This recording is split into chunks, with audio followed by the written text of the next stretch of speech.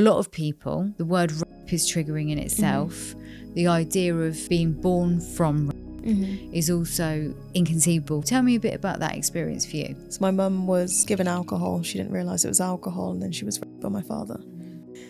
At the end of the day, I am who I am, and it doesn't matter how I was conceived. I'm grateful that I'm here. Yeah. Obviously, it saddens me that my mother went through that. Yeah. But if it hadn't happened, you would be here. We wouldn't be here having this conversation today. So many philosophies say that nothing is ever bad and nothing is ever good.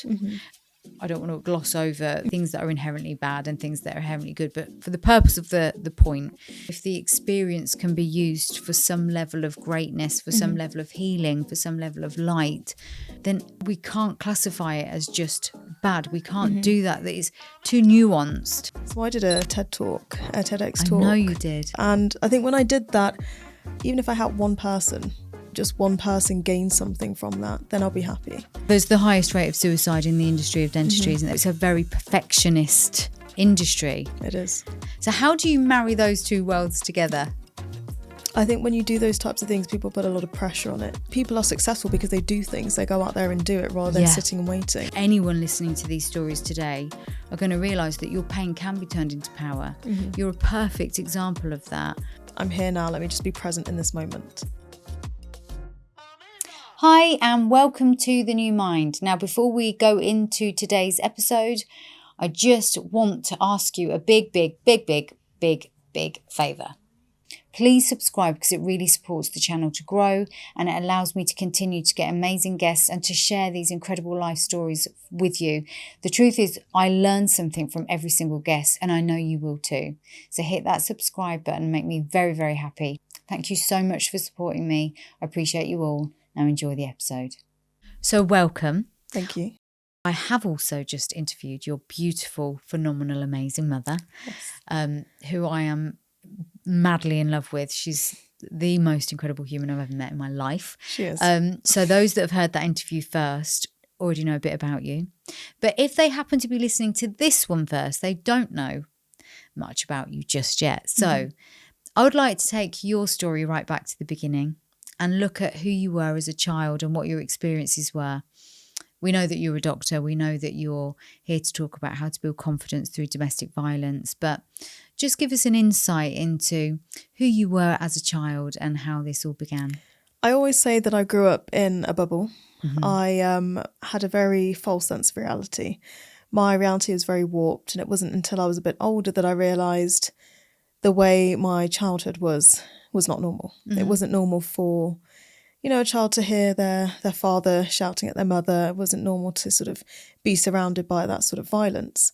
And, as you start to get older, you start to see other parents, other children's parents, other people in relationships, and you start to realise actually this is really not normal and it's actually quite wrong.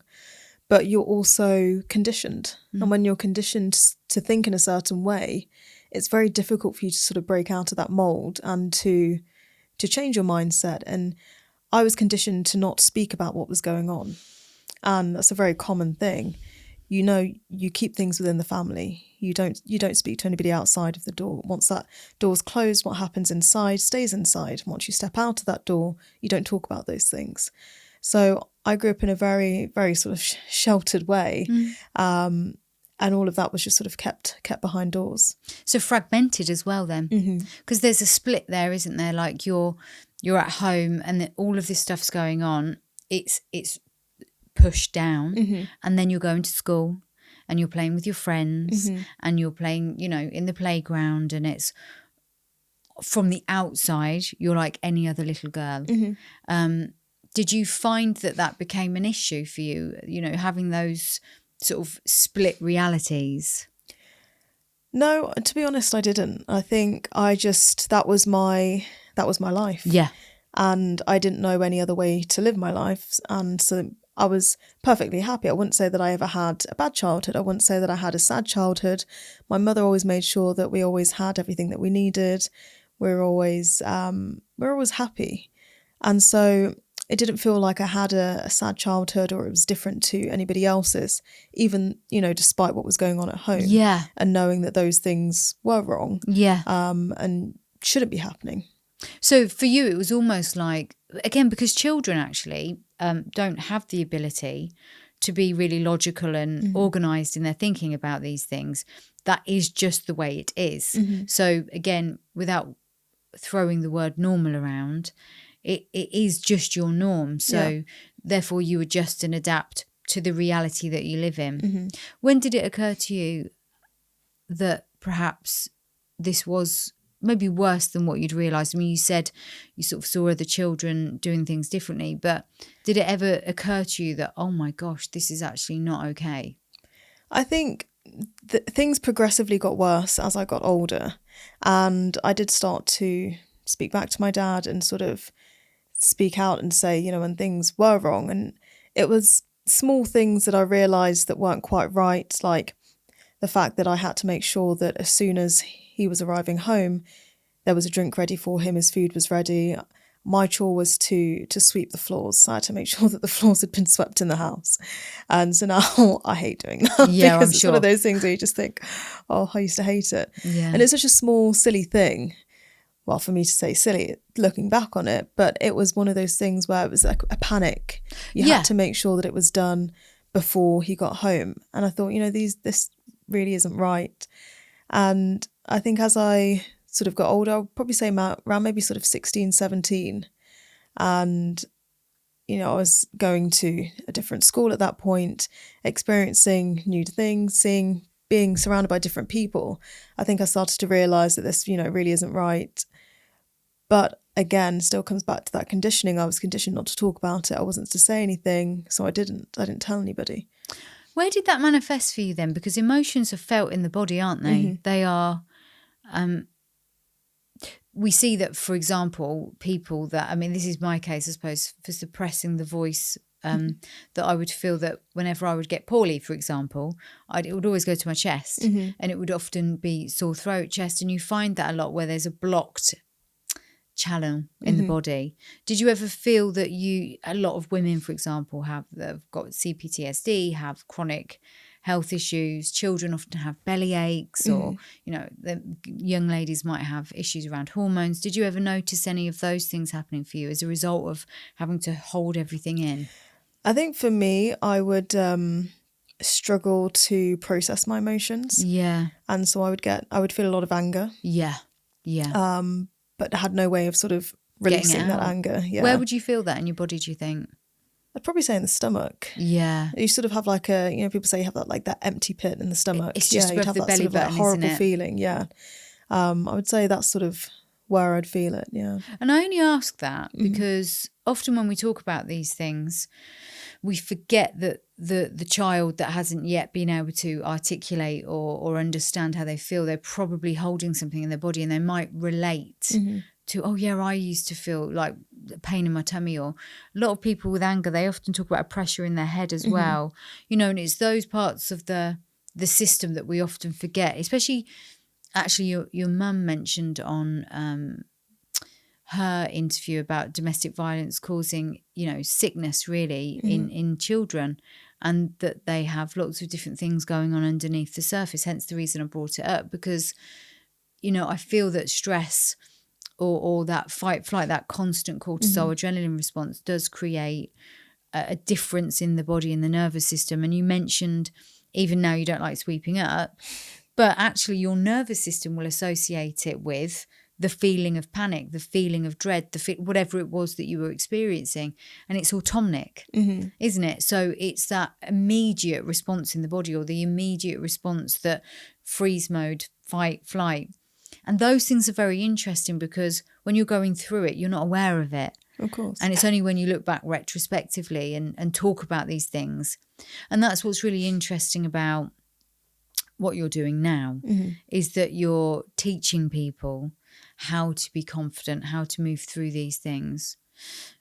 And you mentioned there that as you were getting older, you realised it was wrong, but you still held everything in. I mean, you're talking about it now. So what made that change for you? What was it that made you want to go out into the world and start being more vulnerable about your own story? I think, well, partly obviously seeing my mother being open and being able to speak about what she went through. And I did a TED talk, a TEDx talk. I know you did. In Ireland. And I think when I did that, I sort of said to myself, even if I help one person, just one person gain something from that, then I'll be happy. I think when you do those types of things, people put a lot of pressure on it, and it is a big thing. Yeah. It is a big deal. I'm not taking that away from it, but there's that pressure of what are people going to think of me, and what if I say the wrong thing, and what if I stutter, or what if I do this? And it's very easy to then sort of spiral in a very negative way. Yeah. And, I'll be honest, when I got up there, I had almost like a script of what I wanted to say. I forgot half of it. Oh, you do, don't you? Because you get up there and you sort of, it's like and you just sort of go into autopilot. And Yes. I came away and I said, I have no idea what I even said. I just remember introducing myself and I do not remember the rest of it. And I really didn't want to watch it back when it came out. And I didn't want it to be released as well. Yeah. It took me a few weeks to watch it back. But the one thing when I did it, there was a young girl sat at the front, right on the front row. And within the first few seconds, she started to cry. And I think just hearing what I was saying, she spoke to me in the break, and she said it was like a release. Wow. And she said, just because I start my talk with the words rejection. Wow. And I repeated it 3 times. And she said that she just said it really hit her. Actually, that is powerful. That is powerful. Sometimes it's the simple things that have the most impact, isn't it? We can overthink what we're going to say and how we're going to say it and the tone of voice we're going to use, the speed that we're going to use, but actually just the simple repetition and that word, because rejection is something that so many of us that have been in abusive homes or have been rejected through any sort of life event, it hurts. Well, that's the thing. Everybody's been rejected at some point in their life. So I thought that's why it was something that I sort of wanted to talk about, because everybody's been through that. Whether you've been through, any kind of abuse, or you've grown up in a home with abuse, or just generally, we were talking earlier about dating and asking somebody out. You might ask somebody out and they might say no. Yeah. I applied for university 3 times, got rejected each time before I finally got in. Wow. These things happen, but it's what you do with that rejection. Yeah. Because it's very easy just to say, okay, I could have stayed quiet and not spoken about what I've been through, but if I can share my story and help people, then why wouldn't I? Makes sense. If it's a gift that you can give to other people, why would you not? Do you think that there's a certain type of person, because actually on your mum's episode, we were talking about the why. And I think sometimes I don't like fame. It frightens me a little bit. I actually watched something about Matthew Perry last night, the Friends Matthew Perry that obviously died because of his addictions, and it talks about fame and the ugly side of fame. And I find fame quite repulsive. I know it sometimes goes hand in hand with doing the right thing, and I think that's a very different type of fame actually. But to put yourself out there and to be seen by thousands or millions of people, it's not necessarily about the fame, it's about the why. And I think from listening to your mother and now talking to you, the why is so much more important, and that is the gift. Yeah. It's the gift to be able to identify the why. And like I said, a lot of people don't do it for necessarily the right reasons. So that's why that girl cried, isn't it? Because she knew what you were trying to connect with in her. It wasn't about you just being on a stage, and a TED talk really rarely is about being on, famous or seen, but for you it was about making that choice to use an experience and use it for good. Yeah. Was that a hard decision to make though? I don't think it was. I didn't speak about any of my past for a long time, and I actually did a podcast with my mum, I think sort of like years after sort of things had happened. And I remember I put a clip on my Instagram story, and I had a couple of friends from university reply, and they said, they sent me lovely messages, but they said, Celeste, we never knew that you were going through any of this, because I was going through part of it with my family at the time that I knew them. But I said, well, the thing is, it's not really something I ever spoke about, and I've only just started to speak about these things. And I think they sort of felt bad in a way, because they wanted to be there and be supportive friends, which I appreciated.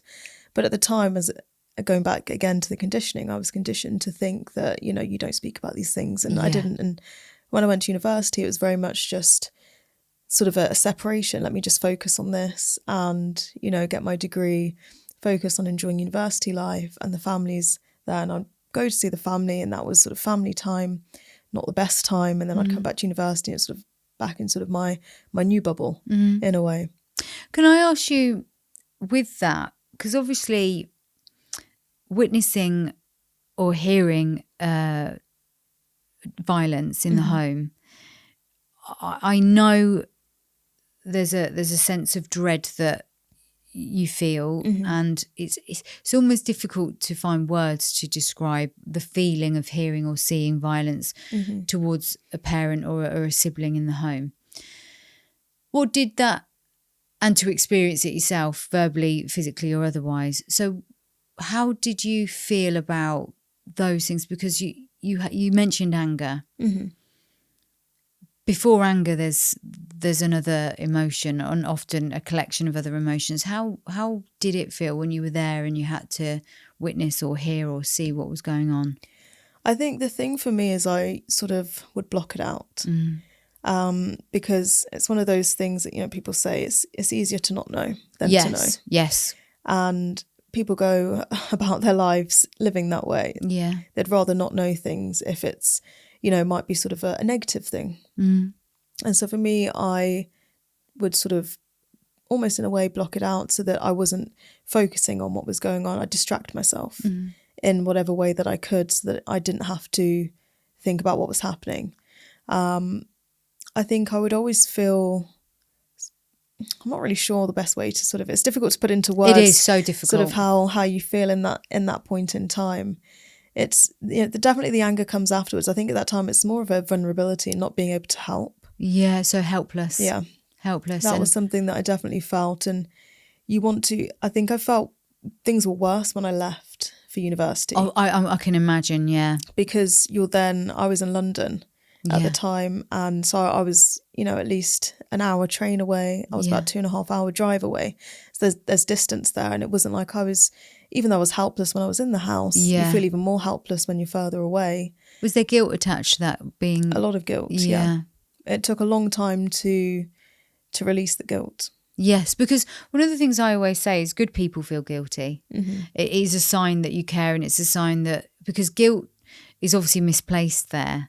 It's not your responsibility. It was never your fault. And it's easy when someone says that to you. It's like, well, yeah, but you can't not feel it. Yeah, of course. Because it's like you say, it's a conditioning. It's a self-abandonment. The child can never organise that information well enough. So they can only use limited cognitive ability at that age. So of course they're going to feel that they're somehow to blame, not necessarily for the abuse itself, but for not being there. Yeah. And do you carry that now ever? No, that's done. Done. It took me time to let go and to release it. And I did hold on to it for a long time. And I think also, now I'm a very confident person. I'm a very different person to the person that I was when I was holding on to that anger. I was I really suppressed my emotions. And I suppressed myself in that way, in the sense of I wasn't very outgoing. I would, if you put me in a room of people that I didn't know, I would speak to the person next to me, but I wouldn't necessarily walk around the room and speak to other people. Whereas now I'm happy to go and stand in the middle of the room and speak to everyone. That's amazing. So I feel letting go of those negative emotions and, realising it wasn't my fault. There wasn't anything that I could do at the time. I did what I could do. Things have now moved on. And also I think obviously knowing that my mum's in a safe place, that also allowed me to sort of let go of those emotions and just start to live my life. Because you've got 2 brothers. I have. And, you're all doing exceptionally well. And I guess the point here is somehow through your mum's determination and through your natural character, you've been able to, this is why I mentioned the fragment early on. You've been able to split in a way from the girl that felt guilty and responsible, even though we know that that's not your fault. Focus on university, focus on doing what you need to do, and then grow into the version of yourself that you are now. Now, the next question, you don't have to answer this, is how do you then feel? Because obviously your relationship with your dad would be very different to the ideal safe father figure. How much did that affect you as well when you were sort of thinking about other girls with their dads? I mean, you know my story, everybody listening, most of the people listening know my story already, that you don't have that safe father figure that other people seem, and we think everyone's got it, don't we? Because we're not talking about it, so we don't realise other people have gone through what we've gone through. How was that for you? I think for me, I've always been very appreciative of what I have. Yeah. I think a lot of people will look for things that they don't have, yes, rather than appreciating what they do have. Yeah. And so for me, I appreciated that I had my mum and I had my brothers. And for me, that was enough. Yeah. I didn't need the love from my father. I didn't need that connection. I think a lot of people will look for that connection. I can understand and appreciate why. It's a completely normal thing to sort of to want that, to crave that. Yeah. But for me, I've always been more than content with the love that I've had from my mum. See, again, this moment happened with your mum, where she said something about being grateful for what she had. And you've just done the same thing, which is obviously the apple doesn't fall far from the tree, because clearly that ability to reframe and to step into not necessarily victim to survivor, it's actually step into gratitude and the abundance that comes with that.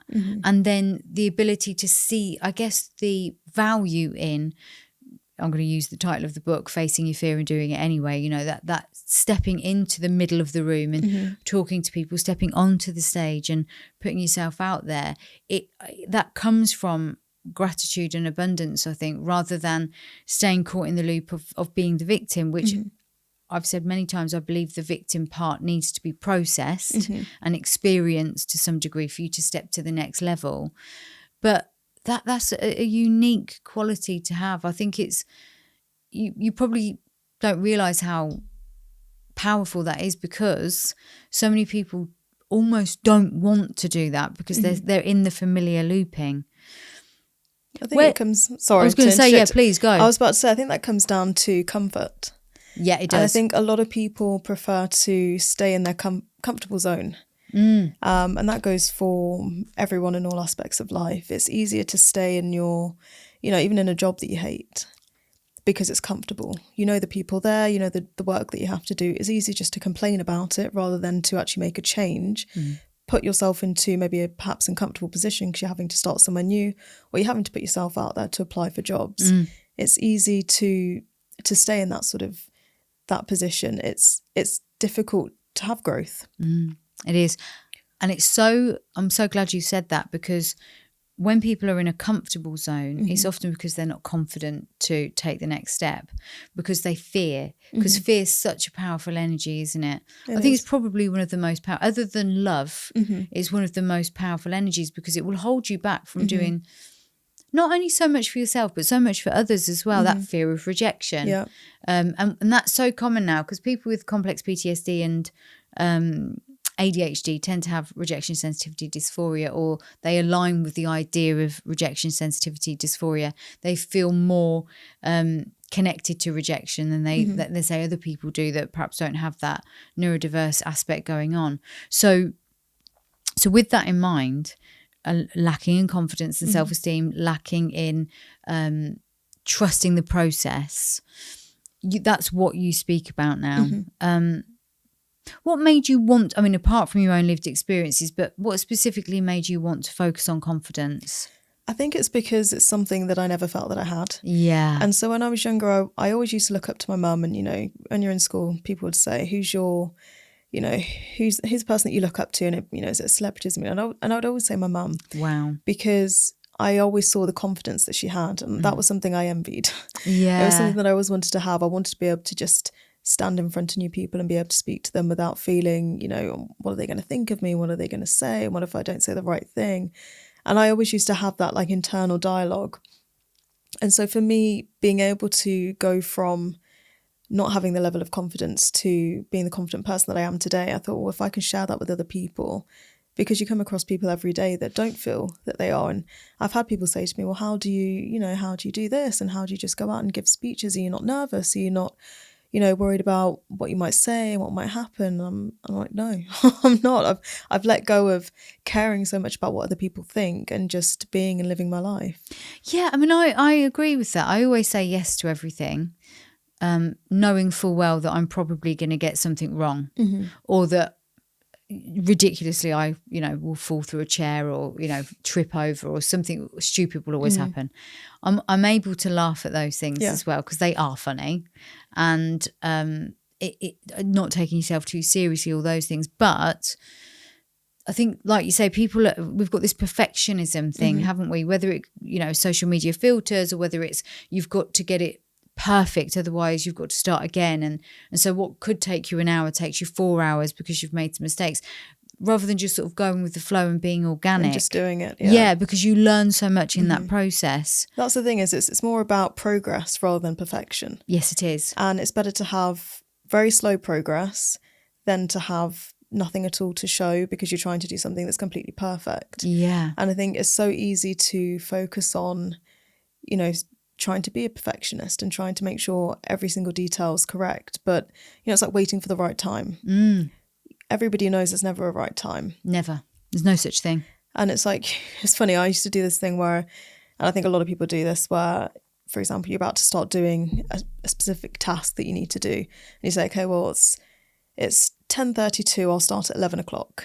It gets to 11 o'clock, but you've missed 11 o'clock. It's now 11:03. So it's like, oh, well, I'll wait till 11:50. That's so true. And then you say, okay, well, I'll wait till 11:20. Oh, then it's 11:30. And you just keep pushing it on, and you keep, pushing it down the road, and it never ends up happening. I feel like you've been watching me. That is me too. But that's the thing, is we all do it. And rather than saying, okay, I have to start at 11:30, it might be 11:23. Just get on with it and do it. And it doesn't have to be, at that set time that you think it needs to be. It doesn't have to be, things that have to be perfectly aligned, in your mind for you to be able to be successful. Like, people are successful because they do things. They go out there and do it rather than sitting and waiting. Well, it's purposeful, isn't it? You've got to move with purpose. You've got to create that energy about you, and people will feel it or not.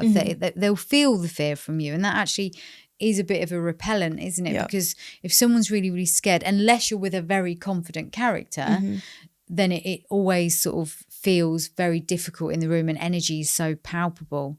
But what's quite interesting is that you're a doctor, but you're a dentist. Are you practicing dentistry? Yes, I am. Now, what's interesting about what you're saying is I know, because I know some dentists, I have some clients that are dentists, and I actually went on Payman's podcast with Dr. Rona. Yeah. And I know that industry is, well, there's the highest rate of suicide in the industry of dentistry, isn't there? Because of the litigation issues, and because of, it's a very perfectionist industry. It is. So for you that's a bit of a dichotomy, really, because you're able to see the bigger picture away from the perfectionism, but you're also in an industry that is really about perfectionism. So how do you marry those two worlds together? It's funny you say that, because it sort of brings me back to being at university and studying at dental school, and everybody's like, oh, everything's going to be perfect, and you do think you have to be a perfectionist. Yeah. But I think with dentistry as well, it's more about people. Oh, I totally agree. Yeah. Because you're dealing with people every day, and if you can't have those interactions with people, and you're too focused on trying to be perfect at just the dental skills, you're not going to get anywhere. And you would have some people that would spend hours, and their dental work might look amazing, but if they can't speak to people, then they're not going to get very far. I think you're absolutely right, because people do need that, especially with teeth, because a lot of people are so scared. This is the thing. It's a very there's a lot of control that's taken away when you're lying back in a chair and you've got your mouth open and somebody's got their hands inside of your mouth. It's not a position that a lot of people would want to be in. Definitely not. You do get a few that actually like coming to the dentist, but there's very few of them. That's insane. I mean, I've dealt with so many dental phobias over the years, because I use hypnotherapy for phobias, and dental phobias is one of the biggest ones, because people lose an enormous amount of teeth because they're not looking after their teeth because they're so scared. And it is really sad. It's really sad. I mean, I remember one woman that this is going slightly off the subject, but I will weave it back in. But she every time she brushed her teeth, there was she must have had a disease, and her mouth was bleeding excessively all the time, and her teeth were all wobbly. So she stopped brushing her teeth. And so she eventually came to me because she'd got into such a state that she needed to go to the dentist. So I am really aware of how scared people are. And that leads me back to confidence, because if you're not confident in your relational skills and interpersonal skills, and you're not confident as a dentist, then I can imagine that the person in the chair feeds off of that, going back to the fear thing. Yeah. So you kind of have to demonstrate that as a dentist anyway, don't you?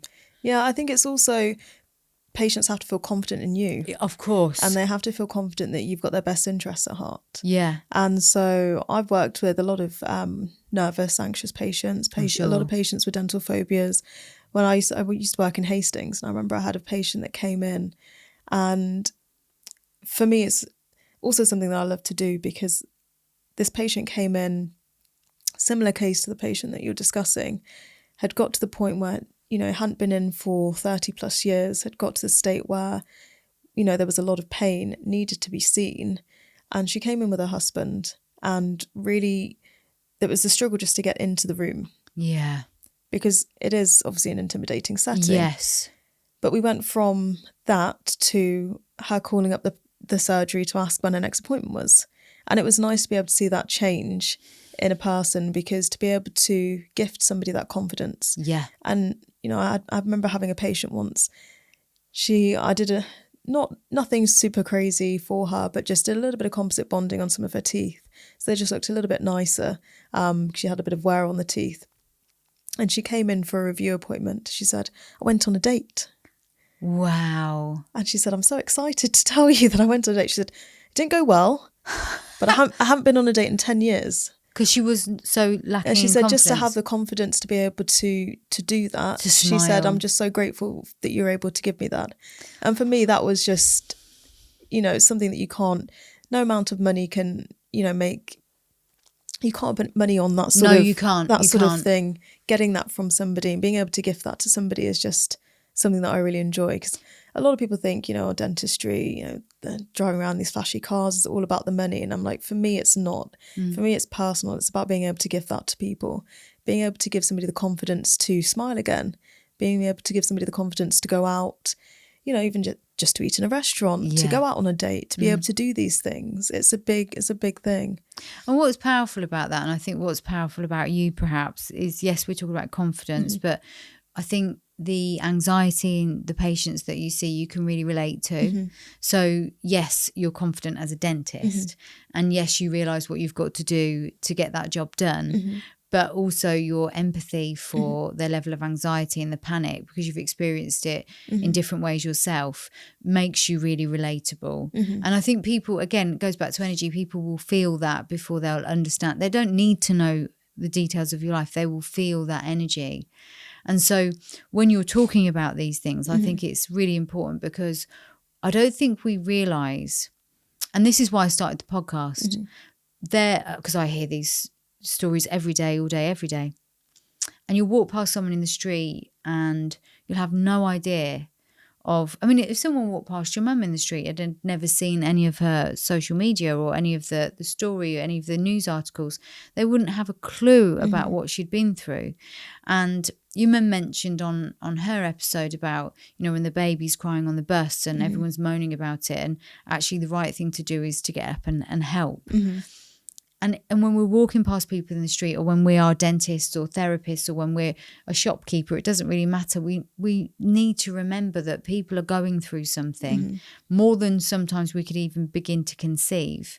And so to be able to offer that energy where they can then go on that day, and you're walking them through the process energetically rather than just clinically sometimes. So when you're on the stage and you're talking about these things, or you're on podcasts, it's not just about confidence, it's about connection, isn't it? Yeah. And that's what I feel I got from your mum in so many ways, but I also feel like I'm getting that from you, that the why is about connecting to the people that need to hear.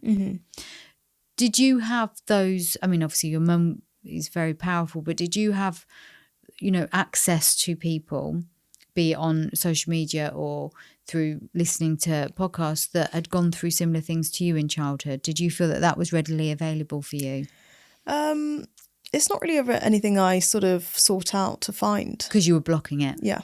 Yeah. I think because it was sort of like, well, this is my problem and I'll deal with it on my own.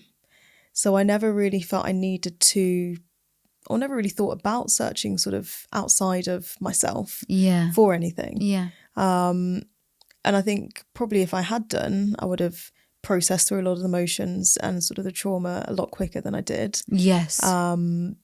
So it's probably something I should have done. And that's one thing that I always say is that, you know, if you are going through something, find someone to speak to. Yeah. Whether it's, you know, a therapist or whether it's just a friend or just a complete stranger. Well, that's what the Samaritans are good for, isn't it? That's what they're great for, because they're completely unbiased. They're not related to you in any way, shape or form. They're a complete stranger. It is just someone at the end of the phone.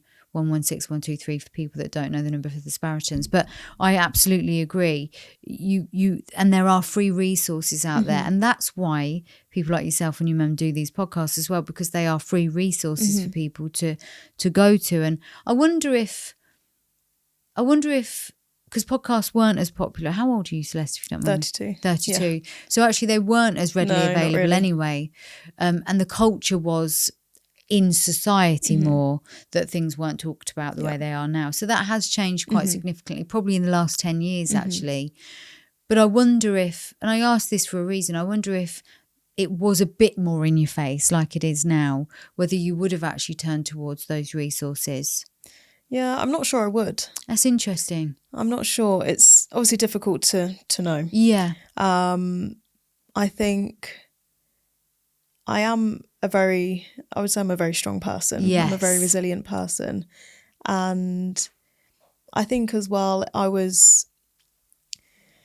think the way I was raised and conditioned as well was that, you know, you don't necessarily need help.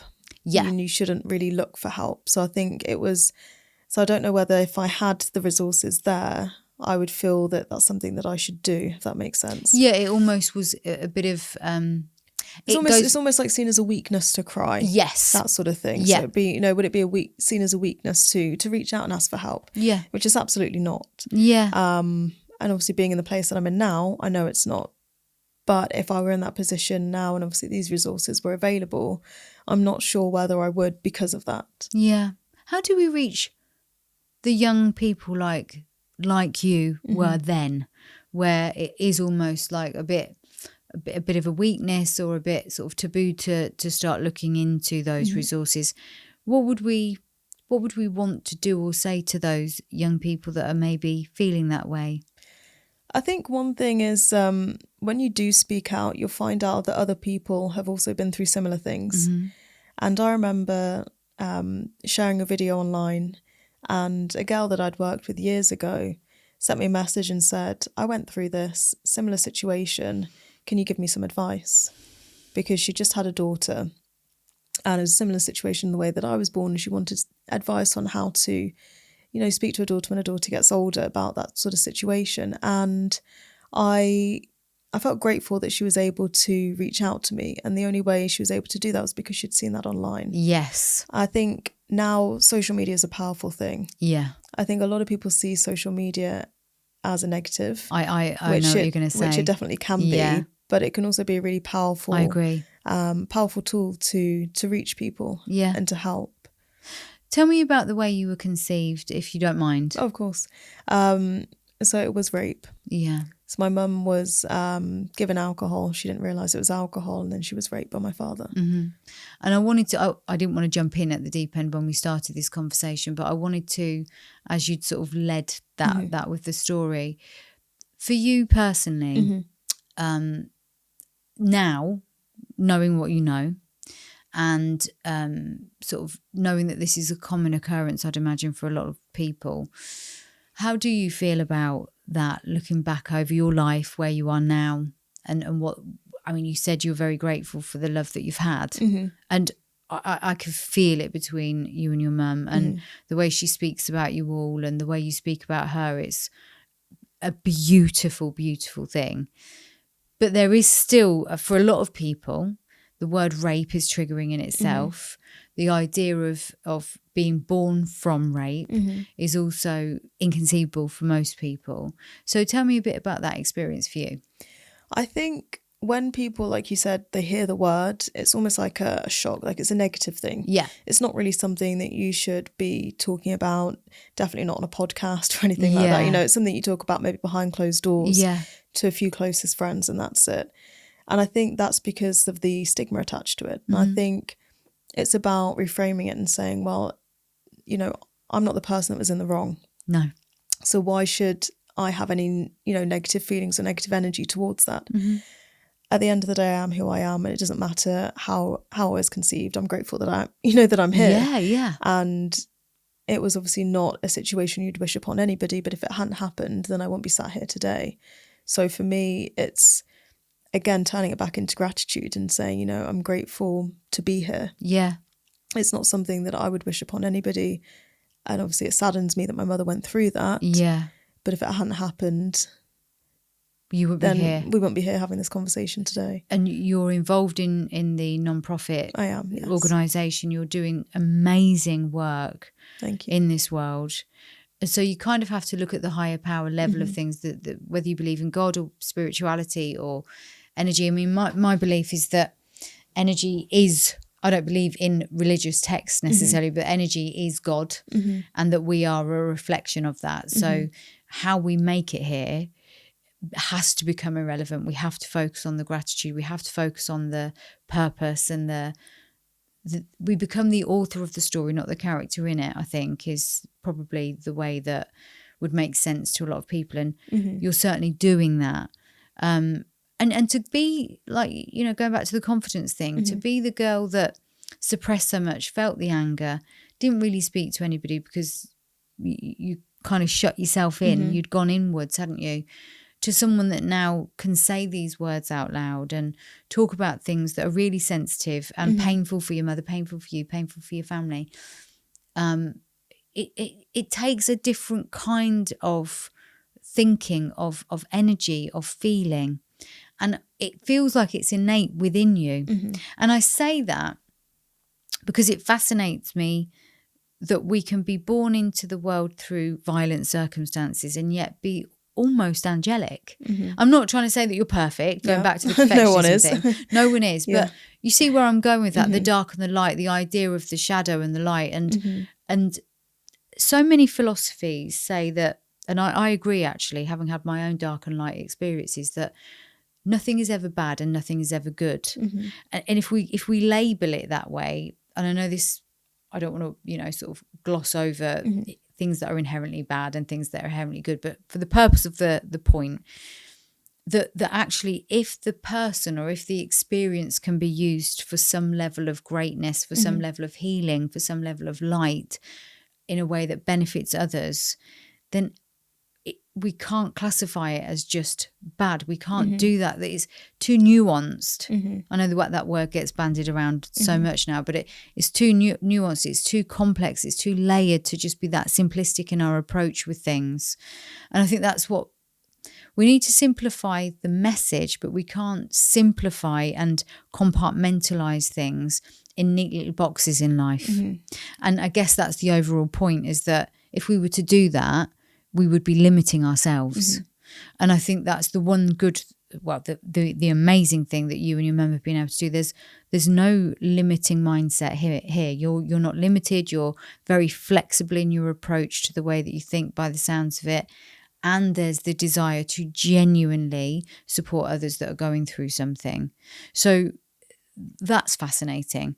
Do you believe that's innately within you?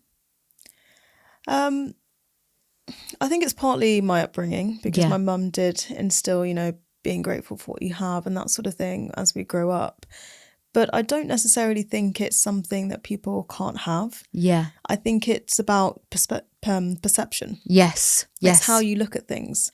Because you can, you know, if you go out and you say, I'm going to have a horrible day, you're going to look for all the horrible things.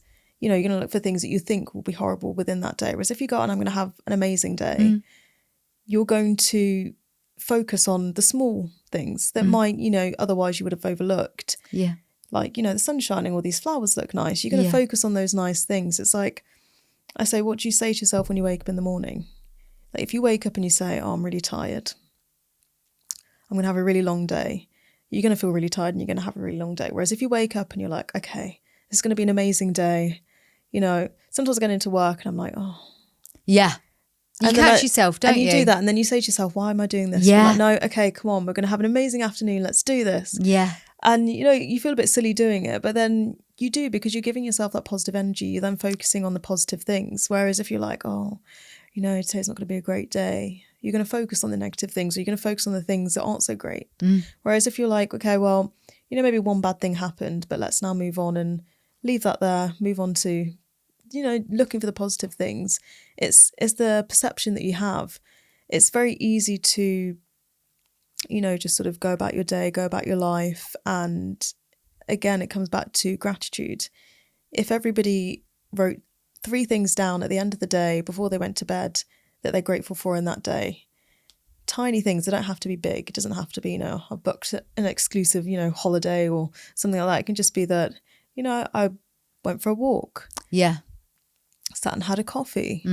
You know, treated myself you know, something nice for dinner that I wanted to have. Had my nails done. Yeah, exactly. You know, went to get my hair done. And isn't it a privilege? Small things. And then you realise how amazing your life really is. Yeah. When you start to look at the small things. And actually, I know, because sometimes I say stuff like this. I say to people, look, sometimes it's the little things that we overlook because we're so focused on the next thing, which I am. I am that person that looks ahead but also brings it back.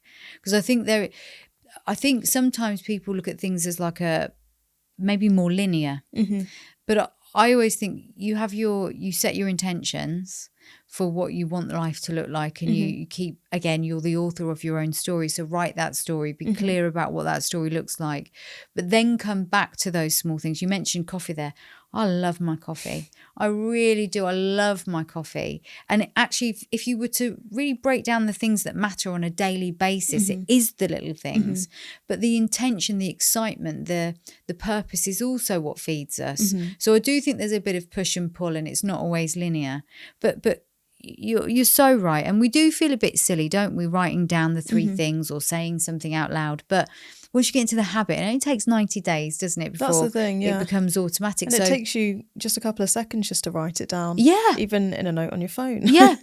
I mean, I'm a bit lazy and sometimes and use a voice note instead, but I still feel like I'm sort of releasing it. It's about removing it from in here where it gets, I always think my head feels like a washing machine on full spin. So if I just let a little bit out, then it slows everything down and you get that clarity. But also, I think people will say it's, and I have heard this before, and it frustrates me, and I've had to tell someone off about this recently. They'll say, it's easy for you, Ella. And I think, have you been watching? Because this is a close person to me. Like, there's nothing easy about pushing through, being confident, because you have to, first of all, create the story in your head. You have to be bypassing all of those autonomic fear responses in the body and in the brain, and you then have to actually do it, and then you have to keep doing it even if you didn't enjoy it the first time. On that note, because I did a TED talk and I said to your mum, I'm not, I may even sign up for your mum's course, the speaking course, because I actually find speaking really, really difficult. Although I do it, I really don't feel like I'm that good at it. People will say otherwise, but you know, when you want to feel good at it, you don't just want to be told you're good at it.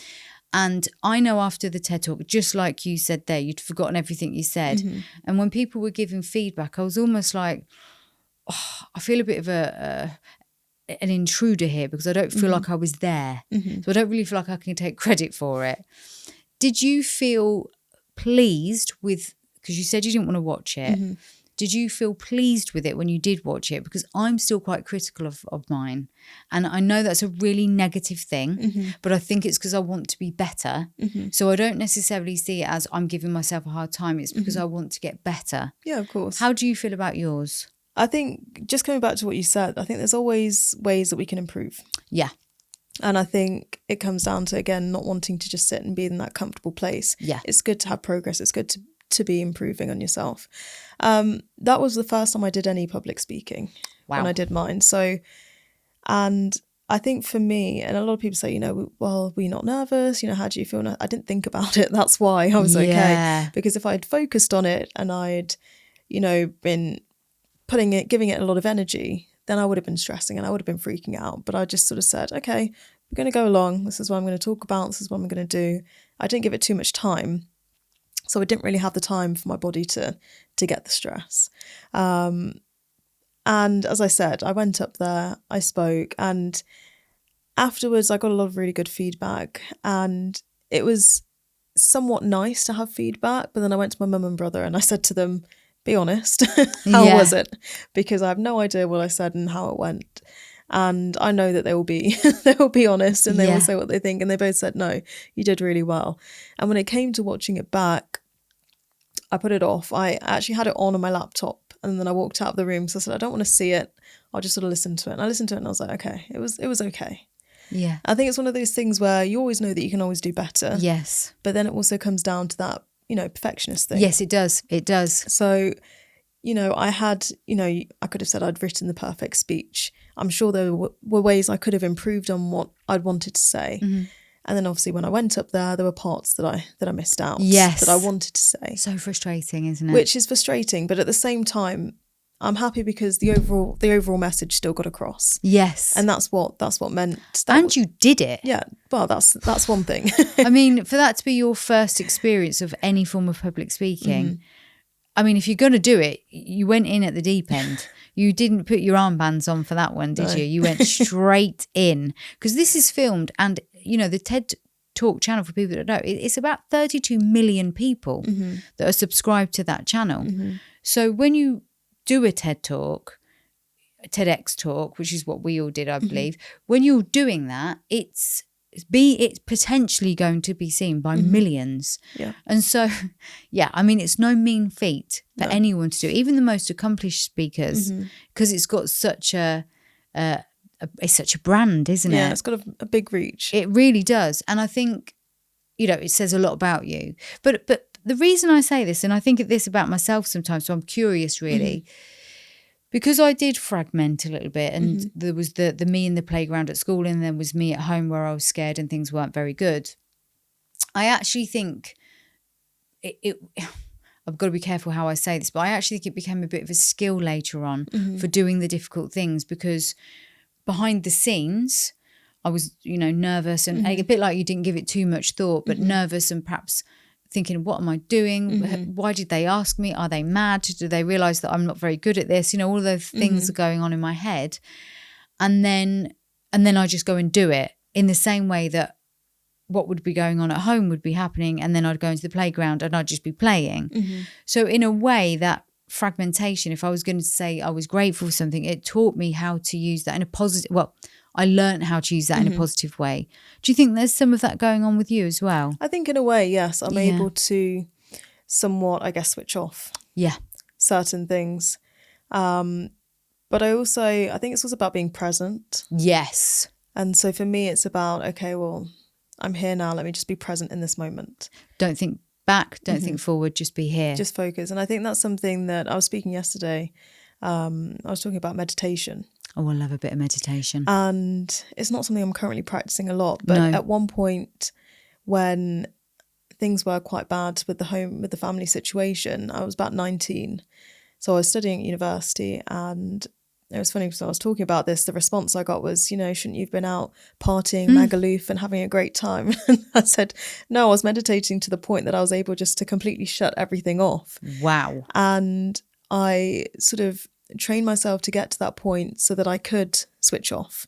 And that was sort of my way of escaping, but also my way of almost resetting so that then when I went about the day, I was in a positive mindset because I was able to sort of switch everything else off. And I think for me, when I do any speaking, I go up on stage and the outside noise is all sort of switched off. I'm just there delivering my message to the audience, and that's what I'm there to do, and that's what I do. Well, it's what you're doing now. Yeah. And then I come off, and then all the thoughts might come back in my mind, and I might be thinking about what am I doing later, and what am I having for dinner, and what's happening next week at work, and all those things come back. But when I'm there, it's almost like I'm back in that meditative state where I'm just present in that point in time. That's how I feel about this, what we're doing now, but it's also how I feel about my work, which is why I love it so much, because I don't think many people get that experience of being, or maybe they do. I always feel like I'm the luckiest person alive with the work I do, because I just get so immersed in the moment, and that is like meditation. And with meditation for me, I'm much better with walking meditation. I guess that's more mindfulness. The stillness that I can do and I like to do with breath work, but I've never been able to really sit still without that sort of breath work, or at least vibration, or whether it's Om or whatever. There has to be something that guides me into that space. Whereas I know some people, and I've seen it when I've used hypnosis with people, ones that are very experienced with meditation, they're in REM eye movement very, very quickly. You can see they're really established and really good at doing it. And that's the thing about meditation, it's a practice. And you said you weren't really using it much now. Is there a reason for that, or is it just time? I think it's probably laziness. Yeah, because you've broken the habit. I think, it's something that I was doing religiously, and I would do it every single day. And then, as soon as you fall out of the habit, it's then getting back into the habit. I'll do it every now and then, if I'm feeling maybe a bit overwhelmed, a bit stressed, then I'll just sit and meditate. But I think it was also at that time, as I said, like an escape. Yes. And I don't necessarily need that escape anymore. So it's not something that I necessarily feel that I need to do all the time. I must admit, whenever I see anyone do anything, be it meditation or be it exercise or be it, clean eating, if I see them do it to an extreme, I sort of recognise that maybe they're escaping something rather than enjoying it. Yeah. And so that's why I brought that up, because I do see that with that sort of extreme meditation. I mean, I'll get people come in and they'll say, I meditate for like 5 hours at a time sometimes. I'm like, what? 5 hours at a time? I mean, that's hardcore. But it's because they're escaping. So there's more to that than just meditation then. And it can become toxic, can't it? If you're always trying to escape, and if you always have to escape to do. That's the thing. You have to learn, I think, to live in the now and actually enjoy your life, rather than trying to escape your life. Because otherwise, you need to be living. Well, this is why it's so valuable hearing it from someone like yourself, because, in many ways, you were shutting down your life. You were having to numb out from your life. And now you're saying, look, it's okay to learn how to move forward. You've got to take the steps. You've got to do the work. There's no escaping that. But to take those steps one step at a time forward, it's okay to push through the difficult bits. It's okay to feel the fear. It's okay to be rejected. Do you get people that say, okay, I get what you're saying, but I just can't do it? I think the thing that people say, similar to, I sort of resonated when you said earlier, people will say, well, it's easy for you, or I'm not like you, things like that. And I'm like, well, what you don't understand is I'm not always like this. The person you see in front of you today was very different to the person a year ago, 2 years ago, 5 years ago. I've completely changed. And that's what people don't seem to sometimes, I think, understand and grasp. And I try and explain that to them, and I say, well, you too can also be in this position and, embody what you think I am. Yeah. And the way I am. Yeah. If you choose to do that. Yeah. It's a choice at the end of the day. It is. It is a choice. And that's why I asked that question, because I think people think that there is something, and that's why I said just to be very clear, I asked you earlier if you believed it was innate. And I wanted to hear the answer that you gave, because it's not innate. Yeah. It is something we have to learn. It is something we have to do. It is something we have to push through. And exactly that, we have to make the choice. Now, sometimes if we've got a guide or a mentor or someone, could be someone that, again, you're seeing on social media, it doesn't have to be someone you know. If you see somebody else saying, look, I know it looks polished now. I know you see me with my Gucci handbag and, traveling the world, but I can promise you it wasn't like this, but I can support you and give you the tips to get there if you just make the choice to listen. And that's a starting point, isn't it? Sometimes that's the choice. And I think clearly you've had the desire as well, which matters, I think. I mean, you mentioned earlier you applied to university 3 times and got rejected. Mm-hmm. How did you make that decision to keep just going, right? Was it the dentistry that you wanted to do? Yeah. So to be rejected 3 times, you must have been absolutely certain that dentistry was the thing. I knew it was. I had a feeling that's what I wanted to do. Yeah. And a lot of people try to talk me down and say, well, why don't you do something else? Or I had a couple of teachers at school that said, apply for something easier. I had some family members say, why don't you think about other options? How about going into, like finance, something else? And, maybe if I was in finance, I'd be probably making a lot more money now. But would I actually be enjoying it? Very unlikely. So it comes down to, it just came down to the point that's what I really wanted to do. And I knew that I did. And I think also people telling me not to do something, I'm very stubborn. I'm going to go ahead and show them that I'm going to do it and I can do it. Yeah. I had the same thing in school. And my chemistry tutor said to me, he was like, you're gonna get a D, you're gonna fail chemistry, you need to drop it. So I made sure that I got an A to prove a point. Wow. And when I sort of went to him at results day, and he was like, "I know, well done. It was tough love." And I just thought, like, so he took the credit then. Yeah, trying to take the credit. He didn't say, actually, you proved me wrong. Well done. No, he didn't. But it was one of those things where I knew that I wanted to do it, and it was hard. First time it was like, okay, well, I know dentistry is not an easy degree to get into. No, there's very few dental schools in the UK. A lot of people do tend to go abroad as well to study dentistry because there's obviously other routes that way. But I knew that I wanted to, so I said, okay, well, let me try a second time. Tried the second time, got rejected again. And the second time I applied, I had another degree. I had work experience, and I was like, well, how have I been rejected again? It just doesn't make sense. And you start to question yourself and you think, well, maybe it's not for me. Maybe I shouldn't be doing this. Maybe I should just try something else. Maybe I should listen to all of those things. But you start to feed into that negative self-talk. Yeah. And it doesn't help when obviously there's other people feeding into that as well. But I was very determined, and I knew that that's what I wanted to do. So I sort of said to myself, let me apply one more time. If it doesn't happen, then maybe it's not for me. Obviously, at some point you do have to be realistic. If I got to a point where I was like, having to apply like 9 times, maybe it's just not. It's just not what I'm supposed to be doing.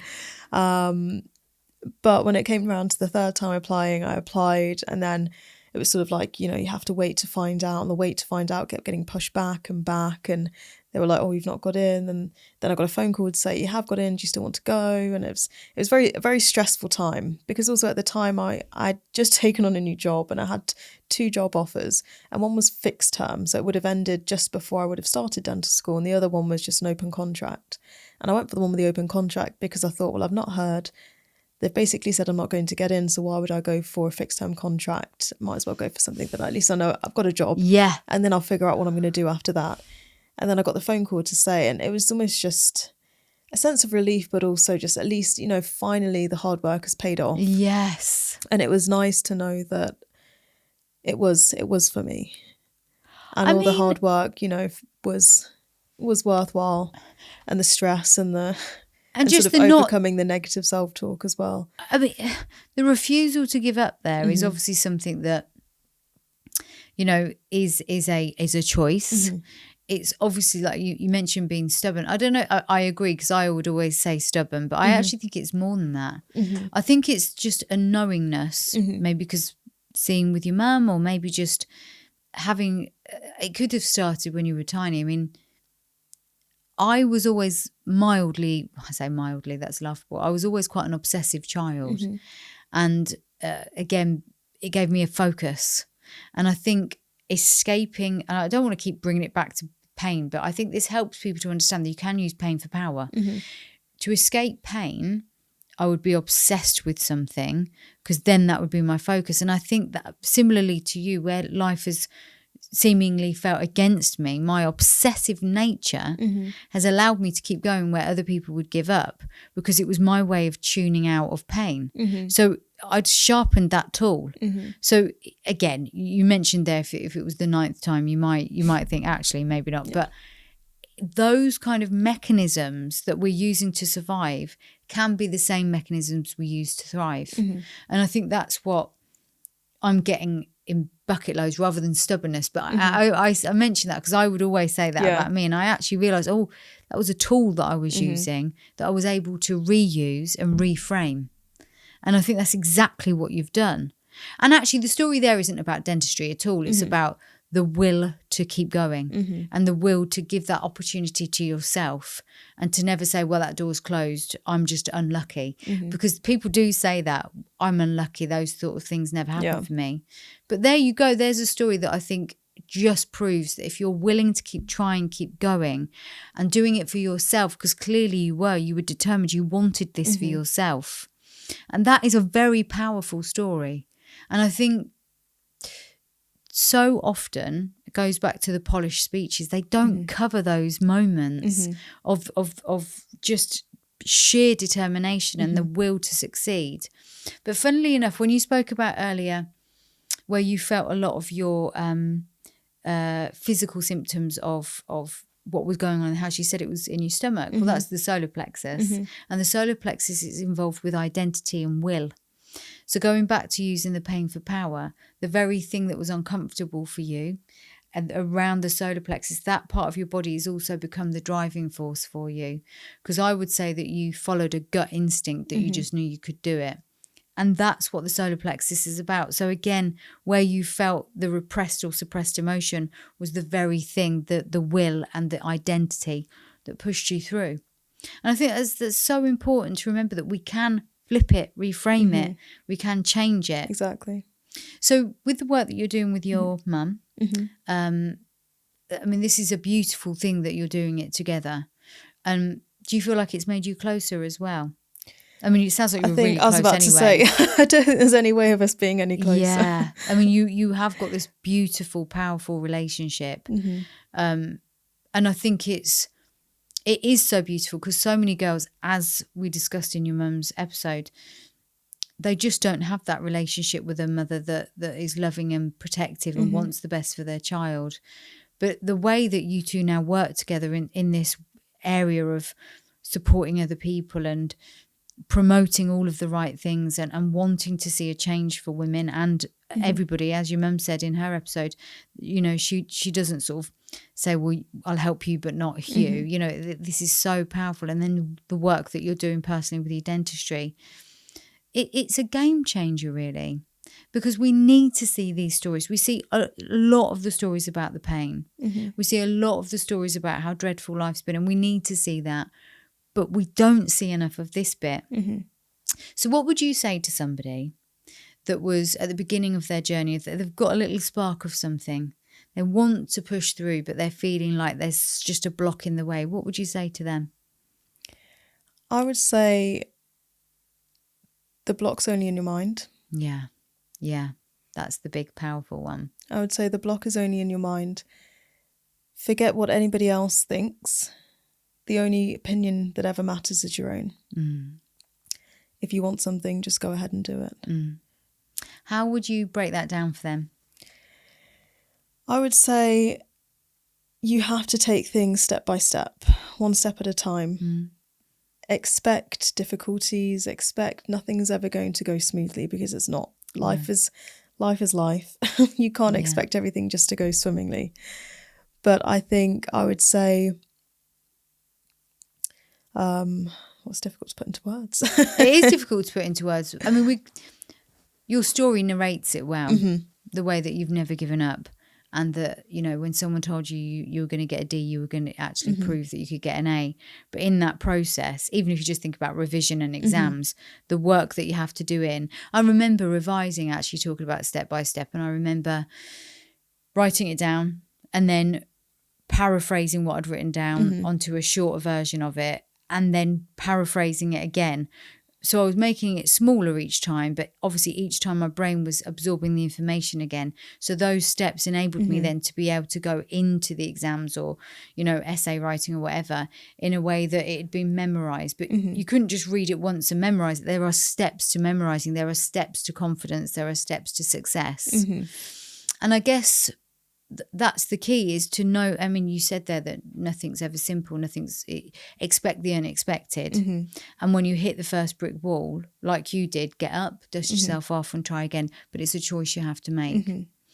I feel really moved by today. I said this with your mum. There's such a magical, powerful person, but you are so articulate. You are just so calm, and your presence is so beautiful. You speak so well, and I can see why the patients coming in that are really anxious just feel so safe. You have got such a beautiful, kind energy, and I find it truly fascinating that women and boys and men with these types of backgrounds can actually become some of the kindest, most successful, most beautiful humans that we have on this earth. And I see it again and again actually with entrepreneurs. They've often all had that backstory of struggle and pain. Mm-hmm. And so I would say that anyone listening to these stories today are going to realise that your pain can be turned into power. Mm-hmm. You're a perfect example of that. Your mum's a perfect example of that. Again, although your mum's gone through where you can be found, or where she can be found on her episodes, people might be listening to this first. So where can people find you? So people can find me on Instagram. I'm Celestial London on Instagram. Also on my website. So my website is drceleste.co.uk. Amazing. I will say this from the heart. I so appreciate you both giving your time. Thank you for having me. I know you're very busy women, and it's been such a beautiful experience for me. So I know everybody that's listening is going to have the same thing. And also, just to finish, for those that are listening and not watching, you are probably the prettiest person I've ever seen in my entire life. Looking at you is like looking at a doll. I think I've smiled at you the whole way through. You're so pretty. So anyone that hasn't seen her, just jump onto YouTube. She's so pretty.